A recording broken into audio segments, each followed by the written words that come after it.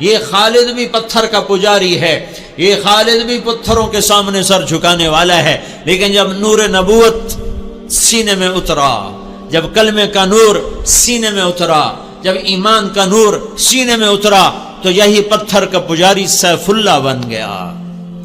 موتا کی جنگ ہو رہی ہے۔ موتا مدینہ سے کوئی 700 میل کے فاصلے پر ہے۔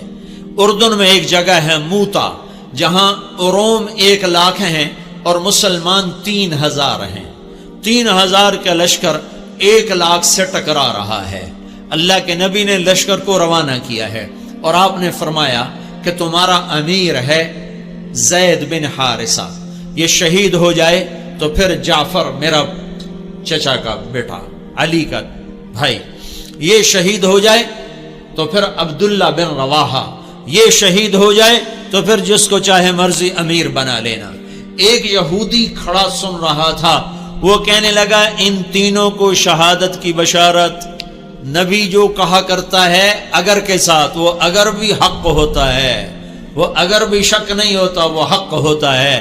یہ 3 وصیت کر کے جائیں، یہ واپس نہیں آئیں گے۔ تو میں موتا کے میدان میں گیا ہوں 1991 میں، جہاں یہ جنگ لڑی گئی، اور وہاں جو شہداء ہیں ان کی قبروں کی زیارت کی، ایک ایک قبر پہ جا کے فاتحہ پڑھی۔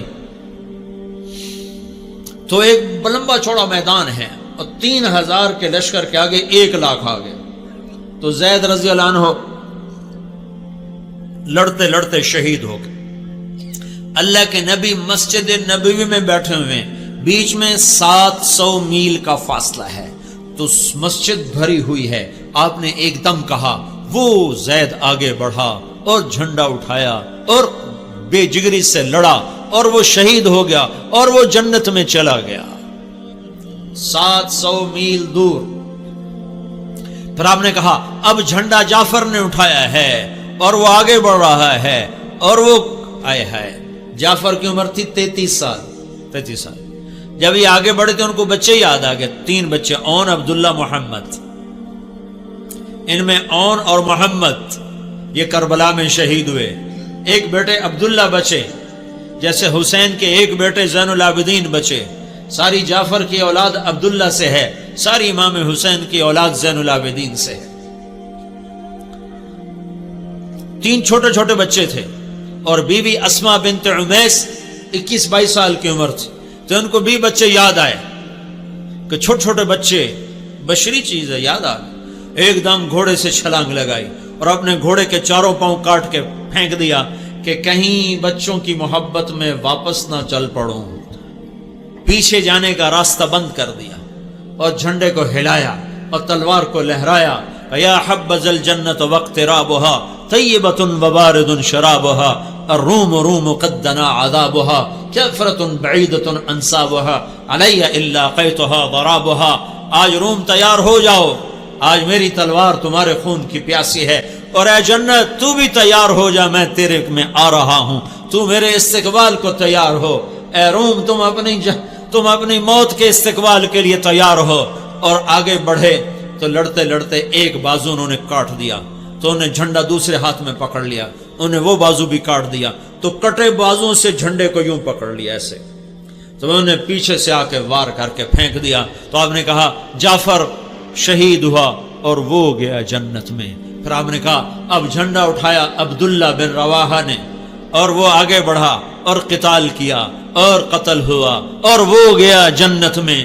تیسرے سردار کے شہادت پر جھنڈا گر گیا، آپ خاموش ہو گئے، جھنڈا گر گیا۔ ایک صحابی کا نام ہے ثابت بن اقرم انصاری، جنگ بدر کے صحابہ میں سے، وہ عقاب کی طرح جھپٹا مارا اور جھنڈے کو یوں اٹھا کر بلند کیا اور کہا کون جھنڈا اٹھائے گا؟ سب نے کہا تو ہی اٹھا لے، تو ہی اٹھا لے۔ کہا میں نہیں اٹھا سکتا، کسی اور کو دو، میں نہیں اٹھا سکتا، کسی اور کو دو۔ تو بیچ میں ایک آدمی، پتہ نہیں کون آدمی، تاریخ خاموش ہے، بیچ میں ایک آواز آئی خالد بن ولید کو دیا جائے۔ تو سب نے کہا ہاں ہاں ہاں خالد کو دیا جائے۔ تو خالد بن ولید رضی اللہ تعالیٰ عنہ فرمانے لگے میں تو نیا مسلمان ہوں، یہ ان کی پہلی جنگ تھی، پہلی جنگ، پہلی، ادھر مسلمان ہوئے، ادھر یہ جنگ آ گئی۔ فرمانے لگے میں تو نیا مسلمان ہوں، کسی پرانے جنگ بدر والے، احد والے کو جھنڈا دیا جائے۔ تو سب نے کہا نہیں نہیں نہیں نہیں نہیں، ہاں بھائی ٹھیک ہے، خالد خالد خالد. تو خالد نے جھنڈے کو لہرا کر تلوار کو جو یوں نیام سے یوں کیا نا، جب تلوار کو یوں کیا تو اللہ کے نبی نے مدینے میں کہا اور اب اللہ نے اپنی تلوار نکال لی، اور اب اللہ نے اپنی تلواروں میں سے ایک تلوار کو نکال لیا. ثم صلی اللہ سیفا من سیوفہ، یہاں سے خالد کا نام سیف اللہ پڑ گیا. جب یہ مر رہے تھے تو رونے لگے، کہنے لگے میں نے 100 سے زیادہ جنگوں میں حصہ لیا اور پہلی صف میں لڑا کہ شہادت پاؤں، پر میں آج بستر پہ مر رہا ہوں. تو علماء لکھتے ہیں خالد بن ولید 100 کی بجائے 1000 جنگ میں بھی شرکت کرتے تو یہ شہید نہیں ہو سکتے تھے. یہ سیف اللہ ہیں، اللہ کی تلوار ٹوٹ نہیں سکتی، اسے کوئی توڑ نہیں سکتا. ان کا لقب ان کی شہادت میں آڑے آ گیا. تو یوں تلوار کو جو بلند کیا تو میرے نبی نے کہا اور اب اللہ نے اپنی تلواروں میں سے ایک تلوار کو نکال لیا.